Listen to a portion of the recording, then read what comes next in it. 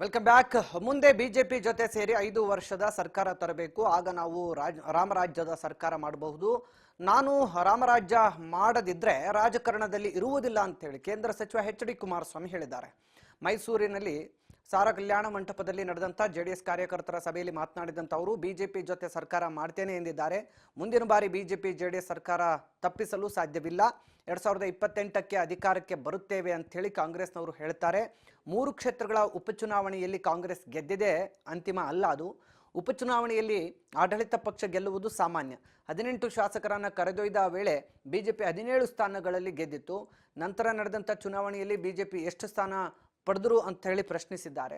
2023ರಲ್ಲಿ ಬಿಜೆಪಿಗೆ ಆದ ಪರಿಸ್ಥಿತಿ ಕಾಂಗ್ರೆಸ್ ಪಕ್ಷಕ್ಕೂ ಕೂಡ ಬರುತ್ತೆ. ಮುಂದಿನ ದಿನಗಳಲ್ಲಿ ರಾಜ್ಯದಲ್ಲಿ ಜೆಡಿಎಸ್ಗೆ ಉತ್ತಮ ಭವಿಷ್ಯ ಇದೆ. ಇದಕ್ಕೆ ಕಾರಣ ಕಾಂಗ್ರೆಸ್ ಸರ್ಕಾರದ ಕೆಟ್ಟ ಆಡಳಿತ. ಎಚ್ಡಿಕೆ ನೇತೃತ್ವದ ಸರ್ಕಾರಕ್ಕೆ ಕಾಂಗ್ರೆಸ್ನವರೇ ಅವಕಾಶ ಮಾಡಿಕೊಡ್ತಾರೆ ಅಂತ ಹೇಳಿ ಹೇಳಿದ್ದಾರೆ. ಸಿದ್ದರಾಮಯ್ಯನವರು ಸತ್ಯಮೇವ ಜಯತೆ ಅಂತ ಹೇಳಿ ಜಾಹೀರಾತುಗಳಲ್ಲಿ ಹಾಕ್ಕೊಳ್ತಾರೆ. ಎಲ್ಲಿದೆ ಸತ್ಯಮೇವ ಜಯತೆ? ಬಾಣಂತಿಯರ ಸರಣಿ ಸಾವಿನ ಬಗ್ಗೆ ಉಲ್ಲೇಖಿಸಿದಂಥ ಕುಮಾರಸ್ವಾಮಿ ಅವರು ಆರೋಗ್ಯ ಸಚಿವರು ಆನಂದವಾಗಿ ಸಾವಿನ ಬಗ್ಗೆ ಹೇಳ್ತಾರೆ. ಬಡ ಕುಟುಂಬದ ತಾಯಂದಿರ ಸಾವಾಗಿದೆ. ಸಿದ್ದರಾಮಯ್ಯ ಹೃದಯದಲ್ಲಿ ಕನಿಕರ ಅನ್ನೋದನ್ನೇ ನೋಡಲಿಲ್ಲ ಅಂತೇಳಿ ಕಿಡಿಕಾರಿದ್ದಾರೆ. ಕೇಸ್ ದಾಖಲಿಸುವ ಬಗ್ಗೆ ಕಾರ್ಯಕರ್ತರು ಭಯಪಡಬೇಡಿ. ಕೇಂದ್ರ ಸಚಿವನಾಗಿರುವ ನನ್ನ ಮೇಲೆಯೇ ಕೇಸ್ಗಳು ಹಾಕಿದ್ದಾರೆ. ಗವರ್ನರ್ ಕಚೇರಿಯಲ್ಲಿ ತನಿಖೆ ಮಾಡಲು ಅನುಮತಿ ಕೇಳ್ತೇನೆ. ನನ್ನ ಮೇಲೆ ಹಲವು ಕೇಸ್ಗಳು ಹಾಕಿದ್ದಾರೆ. 2009ರಲ್ಲಿ ನನ್ನ ಮೇಲೆ ರಾಜಕೀಯವಾಗಿ ಕೇಸ್ಗಳನ್ನು ಹಾಕಿದ್ದಾರೆ. ಅದನ್ನು ಇನ್ನೂ ಹಾಗೆಯೇ ಇಟ್ಕೊಂಡಿದ್ದೇನೆ. ಎಷ್ಟು ವರ್ಷ ತನಿಖೆ ಮಾಡ್ತಾರಾ, ಇದಕ್ಕೆ ಹೆದರುವ ಪ್ರಶ್ನೆಯೇ ನನ್ನಲ್ಲಿಲ್ಲ. ಕಾಲ ಬರುತ್ತೆ, ಎಲ್ಲ ಬದಲಾಗುತ್ತೆ, ಯಾರು ಹೆದರಬೇಡಿ ಅಂತೇಳಿ ವಾಗ್ದಾಳಿ ಮಾಡಿದ್ದಾರೆ. ಸಾರಿಗೆ ಬಸ್ ಟಿಕೆಟ್ ದರ 15% ಹೆಚ್ಚಳ ವಿಚಾರವಾಗಿ ಮಾತನಾಡಿದ ಅವರು, ರಾಜ್ಯ ಕಾಂಗ್ರೆಸ್ ಸರ್ಕಾರ 18 ಲಕ್ಷ ಕೋಟಿ ಸಾಲ ಮಾಡಿದೆ. ಸರ್ಕಾರದ ಬಂಡವಾಳ ಮುಂದಿನ ಬಜೆಟ್ನಲ್ಲಿ ಗೊತ್ತಾಗುತ್ತದೆ. ರಾಜ್ಯದ ಜನ ಗಟ್ಟಿ ಇದ್ದೀರಲ್ಲ, ಸರ್ಕಾರದ ಸಾಲ ತೀರಿಸ್ತೀರಾ? ಬಸ್ ಟಿಕೆಟ್ ದರ 15% ಅಲ್ಲ, ಇನ್ನು 5% ಜಾಸ್ತಿ ಮಾಡಿ ಅಂತಾರೆ. ರಾಜ್ಯ ಸರ್ಕಾರ ಜಾಗ ಕೊಡದಿದ್ರೆ ಕೈಗಾರಿಕೆಗಳು ತರಲು ಸಾಧ್ಯವಾಗುವುದಿಲ್ಲ. ರಾಜ್ಯಕ್ಕೆ ಕೈಗಾರಿಕೆ ತರಬೇಕಾದ್ರೆ ಸರ್ಕಾರ ಕೈ ಜೋಡಿಸಬೇಕು. ಆದರೂ ಯಾವುದೇ ಕಾರಣಕ್ಕೂ ರಾಜ್ಯವನ್ನು ನಾವು ಕಡೆಗಣಿಸುವುದಿಲ್ಲ ಅಂತ ಹೇಳಿ ಕೇಂದ್ರ ಸಚಿವ ಎಚ್ ಡಿ ಕುಮಾರಸ್ವಾಮಿ ಹೇಳಿದ್ದಾರೆ.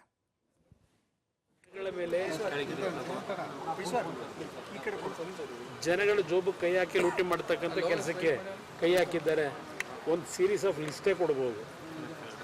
ಮುಂದಕ್ಕೂ ಸಹ ಅದನ್ನೇ ಮಾಡ್ತೀವಿ ಅಂತ ಈಗಾಗಲೇ ಹೇಳಿದ್ದಾರಲ್ಲ. ಅಲ್ಲೆಲ್ಲ ಬೆಂಗಳೂರಿನಲ್ಲಿ ನೀರು ಸರಬರಾಜು ಮಂಡಳಿಯವರು ಏನು ಹೇಳಿದ್ದಾರೆ, 1000 ಲೀಟ್ರಿಗೆ 51 ರೂಪಾಯಿ ಖರ್ಚಾಗುತ್ತೆ. ಅದರಿಂದ ನಾವೀಗ ಅದ್ರ ದರ ಏರಿಸಬೇಕಾಗಿದೆ. ಹಾಲಿನ ದರ ಏರಿಕೆ ಮಾಡಬೇಕು, ವಿದ್ಯುತ್ ಶಕ್ತಿ ದರ ಏರಿಕೆ ಮಾಡಬೇಕು. ಅದು ಹೇಳಿದಾರಲ್ಲ, 2025ಕ್ಕೆ ಎಷ್ಟಾಗಬೇಕು, 26ಕ್ಕೆ ಎಷ್ಟಾಗಬೇಕು, 27ಕ್ಕೆ ಎಷ್ಟಾಗಬೇಕು ಅಂತೇಳಿ. ಈ ಸರ್ಕಾರ ದರ ಏರಿಕೆಯ ಸರ್ಕಾರ ಇದು. ನೋಡಿ, ಗ್ಯಾರಂಟಿ ಯೋಜನೆಗಳಿಗೂ ಇದಕ್ಕೂ ಸಂಬಂಧ ಇಲ್ಲ.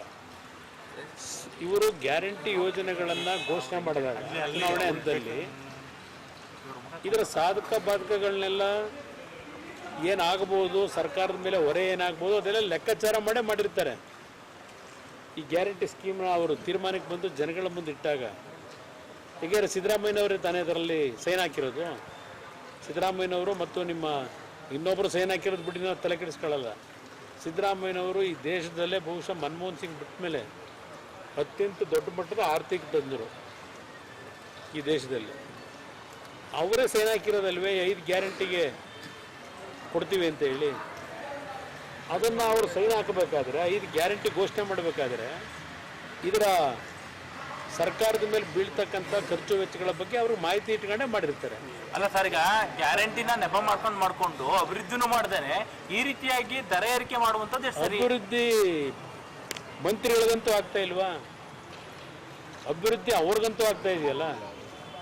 ಜನಕ್ಕಾದ್ರೆ ಎಷ್ಟು, ರಾಜ್ಯಕ್ಕಾದ್ರೆ ಎಷ್ಟು, ರಾಜ್ಯಕ್ಕೆ ಆಗದೇ ಇದ್ರೆ ಎಷ್ಟು ಕೇಳೋರು ಯಾರು? ಅವರ ಅಭಿವೃದ್ಧಿಗಳು ಭಾಳ ಯಥೇಚ್ಛವಾಗಿ ಖುಷಿಯಾಗಿ ಮಾಡ್ಕೊತಾ ಇದ್ದಾರೆ. ಪ್ರತಿಯೊಂದಕ್ಕೂ ಪರ್ಸೆಂಟೇಜು. ನನಗೆ ಮೊನ್ನೆ ಯಾರು ಹೇಳ್ತಾ ಇದ್ರು, ಈ ವರ್ಷ ಕೊಟ್ಟಿರೋದು ಆಶ್ರಯ ಮನೆ ಬಹುಶಃ 5,000 6,000 ಕೊಟ್ಟಿರ್ಬೋದು. ಅದಕ್ಕೂ ಸಹ ಪರ್ಸೆಂಟೇಜು ನೆನ್ನೆ ಕೇರ್ಪೇಟೆಗೆ ಹೋದಾಗ ಹೇಳ್ತಾ ಇದ್ರು. ಆಶ್ರಯ ಮನೆ ಅಲಾಟ್ಗೂ ಹಿಂದೆ ಏನೋ PDOನೋ PDOನೋ ಅದಂತೂ ಮನೆ ಅಲಾಟ್ ಆಗ್ಬೇಕಾದ್ರೆ ವಸೂಲಿ ಮಾಡೋಣ ಅಂತ ಹೇಳೋರು ಹಿಂದೆ. ಈಗ ಅಲ್ಲಿ ವಿಧಾನಸೌಧದಲ್ಲೇ ವಸೂಲಿ ಶುರುವಾಗಿದೆ ಅಂತಾರಲ್ಲ. ಆಶ್ರಯ ಮನೆ ಕೊಡೋಕ್ಕೂ ನೀವು ಒಳ್ಳೆ ಪ್ರಶ್ನೆ ಕೇಳಿದ್ರಿ. ಅದು ಯಾಕೆ ಇಷ್ಟೆಲ್ಲ ಒದ್ದಾಡ್ತೀರಿ? ನಾನು BJP ಸ್ನೇಹಿತರುಗಳಿಗೂ ಮನವಿ ಮಾಡ್ತೀನಿ, ಯಾಕೆ ರಸ್ತೆಯಲ್ಲಿ ಪ್ರತಿಭಟನೆ. ಮುಖ್ಯಮಂತ್ರಿಗಳಂತೂ ಈ ವಿಷಯದಲ್ಲಿ ನಾನು ಗಮನಿಸಿರ್ತಕ್ಕಂಥದ್ದು, ಆ ಪ್ರಿನ್ಸೆಸ್ ರಸ್ತೆಯನ್ನು ಬದಲಾವಣೆ ಮಾಡಿ, ಹೆಸರನ್ನು ಬದಲಾವಣೆ ಮಾಡಿ ಇವ್ರ ಹೆಸರಿಡಬೇಕು ಅಂತಕ್ಕಂಥ ಒಂದು ಮುನ್ನೆಲೆಗೆ ಬಂತಲ್ಲ, ಮುಖ್ಯಮಂತ್ರಿಗಳು ಬೇಡ ಅಂತಲೂ ಹೇಳ್ತಾ ಇಲ್ಲ, ಬೇಕು ಅಂತಲೂ ಹೇಳ್ತಾ ಇಲ್ಲ, ಜಾಣ ಮೌನಕ್ಕೆ ಒಳಗಾಗಿದ್ದಾರೆ ಅಲ್ವೇ. ಇಷ್ಟೆಲ್ಲ ಕಾಂಟ್ರವರ್ಸಿ ಮಾಡ್ಕೊಳ್ಳೋದು, ಇಷ್ಟೆಲ್ಲ ಬೀದಿಲಿ ಪ್ರತಿಭಟನೆ ಮಾಡೋದು, ಇದೆಲ್ಲ ಬಿಟ್ಟು ಅತ್ಯಂತ ಮಹತ್ವವಾಗಿ ಇಡೀ ದೇಶದಲ್ಲಿ ಚರ್ಚೆ ಆಯ್ತಲ್ವೇ ಕೆಸರೆ ಗ್ರಾಮ. ಆ ಕೆಸರೆ ಗ್ರಾಮದ ರಸ್ತೆಗೆ ಸಿದ್ದರಾಮಯ್ಯ ಹೆಸರಿಟ್ರೆ ಆಯ್ತಪ್ಪ, ಯಾವ ಕಾಂಟ್ರವರ್ಸಿ ಇರಲ್ಲ ಅಲ್ವಾ. ಕೆಸರೆ ಗ್ರಾಮಕ್ಕೆ ಹೆಸರಿಟ್ಕೊಂಬಿಡಿ, ಸಿದ್ದರಾಮಯ್ಯ ಬಡಾವಣೆ ಅಂತಲೋ, ಸಿದ್ದರಾಮಯ್ಯ ಎಂಥದ್ದು ರೋಡ್ ಅಂತಲೋ ಇಟ್ಕೊಂಬಿಡಿ. ಅದು ಯಾಕೆ ಸುಮ್ಮನೆ ಪಾಪ ಮೈಸೂರು ಅರಸರ ಕುಟುಂಬದ ಹೆಸರನ್ನ ತರೋದು? ಪಾಪ ಅವರೆಲ್ಲ ಸತ್ ಸ್ವರ್ಗದಲ್ಲಿದ್ದಾರೆ, ಈ ರಾಜ್ಯಕ್ಕೆ ಕೊಡುಗೆ ಕೊಟ್ಟು. ಏನು ಕೊಡುಗೆ ಮೈಸೂರಿಗೆ? ಈಗ ನಾನು ಆಗಿದ್ರೆ ಕೇಳಬೇಕಲ್ವೇ, ನಾನು ಆ ಕೆಲಸಕ್ಕೆ ಹಿಡಿಯಲ್ಲ.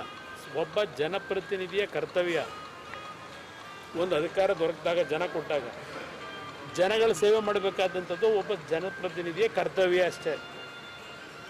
ಅವರು 1983-85 ಬಂದ್ರಲ್ವೇ ಶಾಸಕರಾಗಿ, ಮೈಸೂರು ಜಿಲ್ಲೆ ರಾಜಕಾರಣ 83 ಬಂದರು. 2 ಬಾರಿ ಉಪಮುಖ್ಯಮಂತ್ರಿ ಆದರು, 2 ಬಾರಿ ಆದರೂ 3 ಬಾರಿ ಆದರು.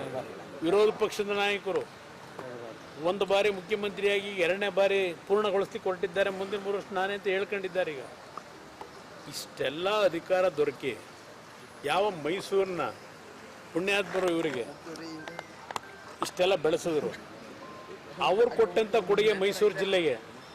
ಕುಮಾರಸ್ವಾಮಿ ಇದ್ದಂಥ ಯಾವುದೋ ಒಂದು ಲಾಟ್ರಿ ಮುಖ್ಯಮಂತ್ರಿಯಾಗಿ 18 ತಿಂಗಳು ಮತ್ತು 14 ತಿಂಗಳು ಮೈಸೂರಿಗೆ ಕೊಟ್ಟಿರೋ ಕೊಡುಗೆ ಚರ್ಚೆ ಮಾಡೋಣ. 2006-2007 JNUR ಸ್ಕೀಮ್ನ ಮೈಸೂರಿಗೆ ಕೊಟ್ಟವ್ರು ಯಾರು? ಎಷ್ಟು ಸಾವಿರ ಕೋಟಿ ಬಂತು? ಇಲ್ಲೆಲ್ಲೋ ಆ ಬಂಬು ಬಜಾರಲ್ಲಿ ನೀರು ನಿಂತು ಆ ಕೂಲಿ ಕಾರ್ಮಿಕರು, ಪೌರ ಕಾರ್ಮಿಕರು ಬೀದಿಲಿದ್ದಾರಲ್ಲ, ಇವತ್ತಲ್ಲಿ ಕಟ್ಟಿದ್ದೀವಲ್ಲ, ಯಾರ ಕಾಲದಲ್ಲಿ ಕಟ್ಟಿದ್ದು? ಏನು ನಾನು ಕಟ್ಟಿದ್ದೀನಿ ಅಂತ ಹೇಳ್ಕೊಂಡು ತಿರುಗ್ತೇನೆ, ದಿನ ಅಡ್ವರ್ಟೈಸ್ಮೆಂಟ್ ಹಾಕತ್ತೀನ? ಸ್ಲಮ್ ಕ್ಲಿಯರೆನ್ಸ್ ಬೋರ್ಡಿಂದ ಎಷ್ಟು ಸಾವಿರ ಮನೆ ಕಟ್ತಕ್ಕಂಥ ತೀರ್ಮಾನ ತೆಗೆದುಕೊಂಡೆ. ರಾಜಕಾಲುವೆಗಳಿಗೆ ಏನೇನು ತೀರ್ಮಾನ ಕೊಟ್ಟು ನಾವು ಇದ್ದಿದ್ದು 18 ತಿಂಗಳು, ಈ 14 ತಿಂಗಳು ಬಿಟ್ಬಿಡಿ ಇವ್ರ ಜೊತೆ ಮಾಡಿ. ಆ 18 ತಿಂಗಳಿದ್ವಲ್ಲ, ಮೈಸೂರು ಕೊಟ್ಟಂಥ ಕೊಡುಗೆ ಒಂದು ಸೀರೀಸ್ ಆಫ್ ಇದೆ ಕೊಡಬಲ್ಲೆ. ಅಯ್ಯೋ ನಾನು ಇಷ್ಟೆಲ್ಲ ಮಾಡಿಬಿಟ್ಟಿದ್ದೀನಿ, ನಾನು ಹೆಸರಿಡಪ್ಪ ಅಂತ ಹೇಳೋಕ್ಕಾಯ್ತದ? ನಮ್ಮ ಕರ್ತವ್ಯ ಅದು. ಪಾಪ ಹೇಳ್ಬೇಕು, ಇಷ್ಟೊತ್ತಿಗೆ ಅವ್ರು ಹೇಳಬೇಕಾಗಿತ್ತು ಮುಖ್ಯಮಂತ್ರಿಗಳು. ನನ್ನ ಹೆಸರನ್ನು ಯಾತಕಪ್ಪ ತರ್ತೀರಿ? ಅದರ ಅವಶ್ಯಕತೆ ಇಲ್ಲ. ನಾನು ಜನಗಳ ಹೃದಯದಲ್ಲಿ ಇರಬೇಕು ಅಂತ ಆಸೆ ಪಡೋನು. ಅದು ಯಾವುದು ರಸ್ತೆ ಮುಂದೆ ಹೆಸರಾಕೊಂಡು ದಿನ ಹೆಸರು ನೋಡಿ ಅಂತ ಹೇಳ್ಬೇಕಾ? ಒಳ್ಳೆ ಕೆಲಸ ಮಾಡಿದ್ವಿ, ಜನ ನೆನ್ಕೋತಾರಪ್ಪ.